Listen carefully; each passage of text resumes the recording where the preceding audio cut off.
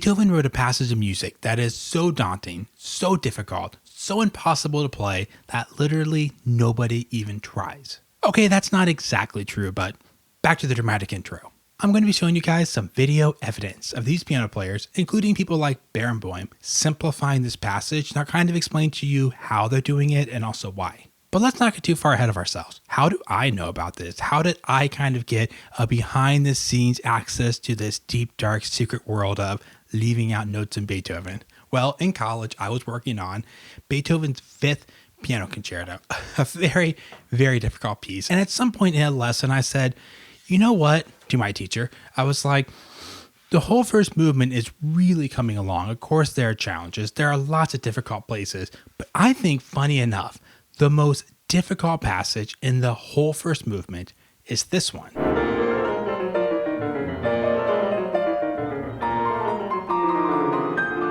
Which is kind of funny as a listener, right? I mean, you would never expect in this massive 15, 20-minute first movement that was the hardest section. But I think I told my teacher something like, no matter what I do, I cannot make these thirds sound good. Like, the first one's easy. That's fine. But the second one, you're stuck with doing something like this, which is easy when it's slow, but when you try to play it as fast as, you get that sound. Or you can do some really tricky fingering with some thumb crossing under, which keeps it together, but it's quite a bit slower. And I just said, how do you play this stuff together? My teacher was like, Ryan, sit down, pull up a chair, lit a candle. None of that really happened. It was a piano lesson. I was already sitting down. But he said, okay, here's a little story for you. He played this concerto as well. I played it. He played it. Another guy played it, Leon Fleischer. Leon Fleischer was his teacher. And he said, what Leon does for that passage is leaves out the thirds.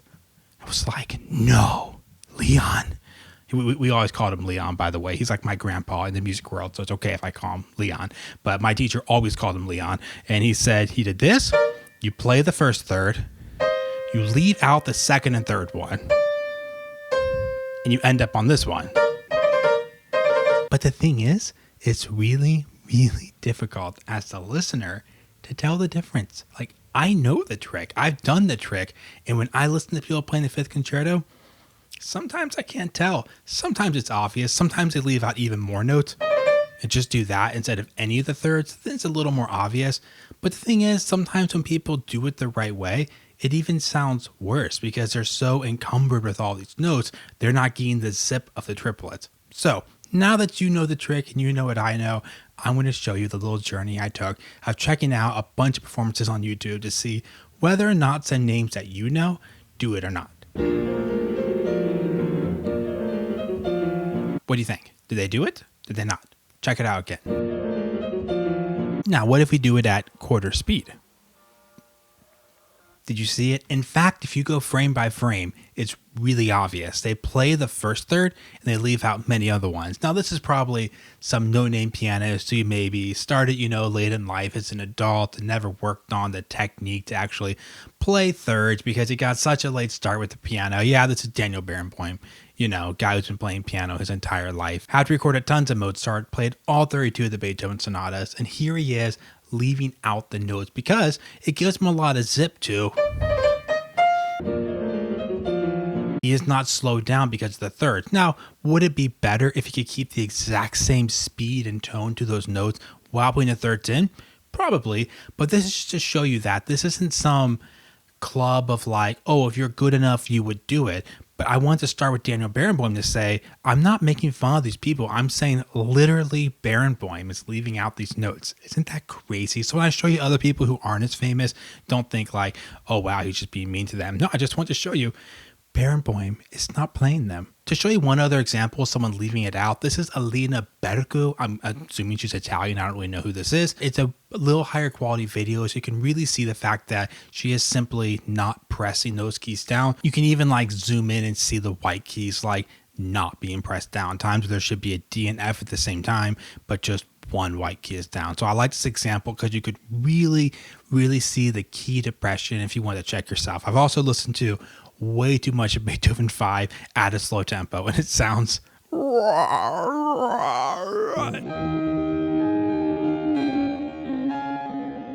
so you're welcome. You're welcome for my sacrifice. There is an interesting hybrid here, which would be you want to play the notes, you intend to play the notes. Clearly, your fingers are moving in the direction of playing the notes, but they don't actually happen. They don't actually get pressed down. This is an amazing recording of Alain. I'm not quite sure how you say his name. You should totally check this out. This is a great recording. But you can see his fingers make the movement to play the thirds, but he clearly learned them. This is actually a great example of what I was talking about earlier. You see his two finger goes down, then his thumb goes down after. They're actually not in sync. Now you can't really hear it. And like I said, this is a fabulous recording. Once again, I started with Barenboim, so you didn't feel like I was picking on maybe some lesser known piano players. This is an incredible recording. But he is not quite getting the thirds. He's attempting to do it, but it's not quite completely coming out. Now, I admit at the beginning, it is an exaggeration to say literally no one plays it. Some people actually do. One of those is, of course, Long Long.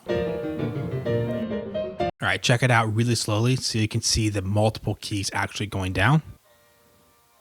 And then one last example, someone who for a long time I thought I couldn't tell. This is like my favorite recording of the piece, Zimmerman. And I was like, well, you can't see his hands because they're really smart. They're like obscuring his hands. And then literally a few days ago, I was like, oh, you can totally see his fingers in the reflection of the fallboard. And yes, Zimmerman actually plays the thirds.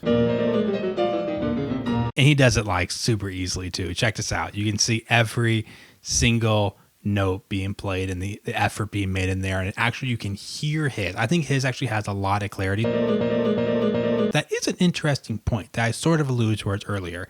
Playing the thirds doesn't necessarily sound better unless you can keep it zipping, moving forward. In fact, one of the best sounding of his passages I feel like is Barenboim, where he doesn't even attempt it. He doesn't even, like, you can see his fingering. He's not even trying to play the thirds. He's not doing it but leaving it out or not quite getting it down at the right time. He just says, nah, I want a lot of power, and just plays that and then does a triplet and then goes back to the third.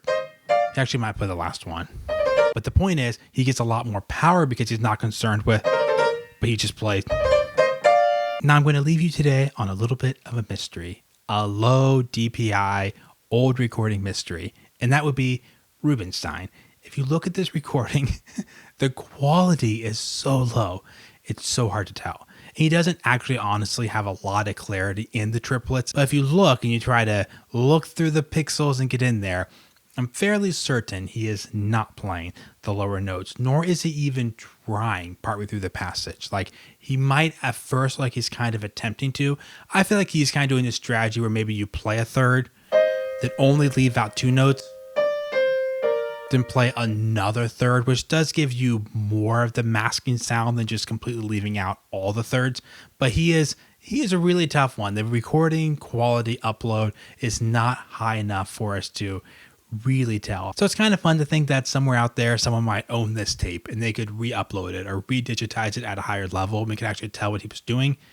But also, maybe it's better just to keep it a mystery. Hopefully I've kind of shown you in this video that sometimes the musical considerations of the piece might be more important even than the actual literal notes the composer wrote, which is just a good reminder to all of us. If you can't play something quite fast enough yet, you can't reach something so you have to roll it or redistribute it or just leave a note out, remember that music, we're making music. It might be actually more important, the musical considerations, than what the composer tells you to do sometimes. Hopefully it's been fun. See you guys in the next video.